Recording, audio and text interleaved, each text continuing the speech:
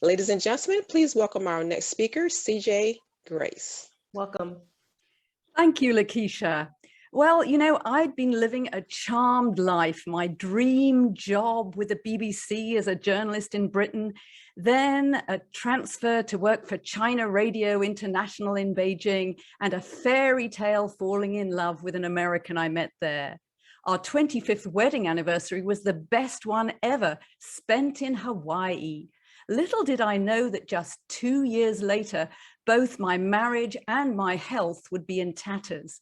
My husband was openly carrying on an affair with a woman half his age whom he refused to give up, and I was diagnosed with breast cancer for the second time. I carried that dreaded BRCA gene that Angelina Jolie had believed could be a death sentence. So my humorous self-help book, Adulterers Wife, How to Thrive Whether You Stay or Not, was inspired by dealing with the emotional roller coaster that infidelity put me on.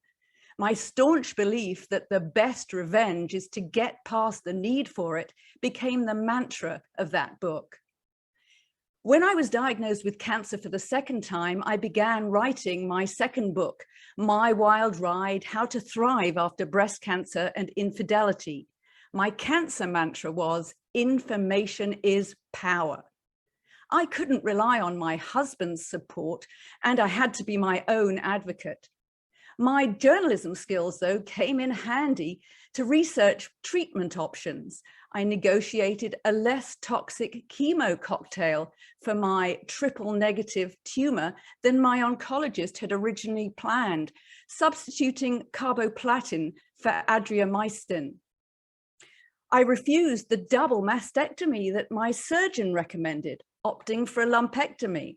Some of my friends thought I was absolutely nuts to do that, but I'd come across several women who'd had implant illness after breast reconstruction, and I didn't want to stay flat, as some women are choosing to do these days after a mastectomy.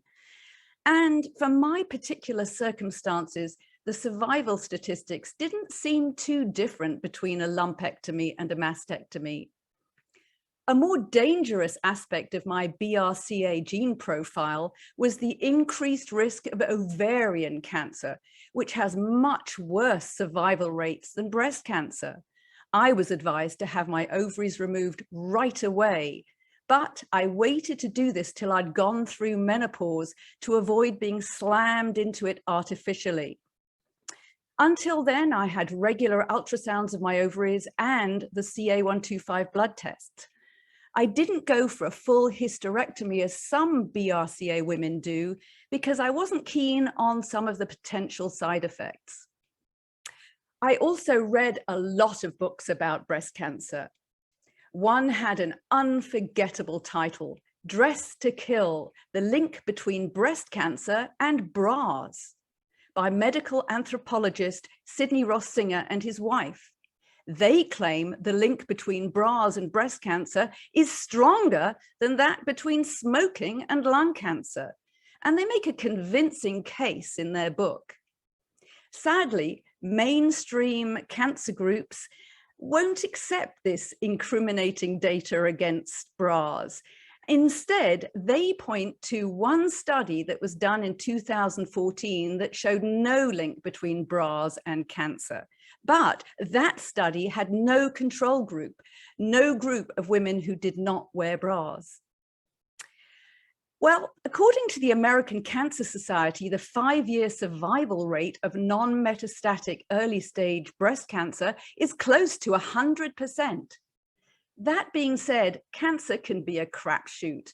Whatever treatment you undergo, whether conventional, alternative, or both, there are no guarantees, and my choices may not be appropriate for other people.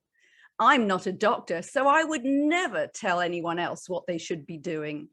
Yet, well-meaning but annoying friends and relatives bombarded me with a great deal of unsolicited cancer advice.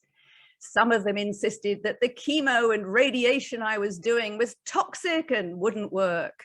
Others told me that the complementary therapies I chose to do as well were pure quackery.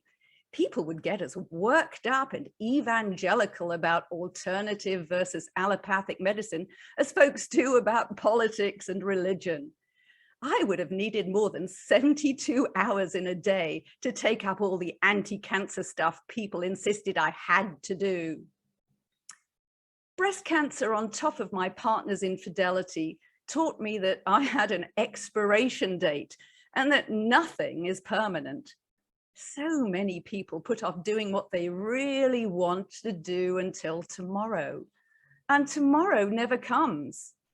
On my deathbed, would I care about how tidy my kitchen was, how many emails or posts on social media I'd written? No, I'd want to have had a life of love and laughter that was creatively and spiritually fulfilling.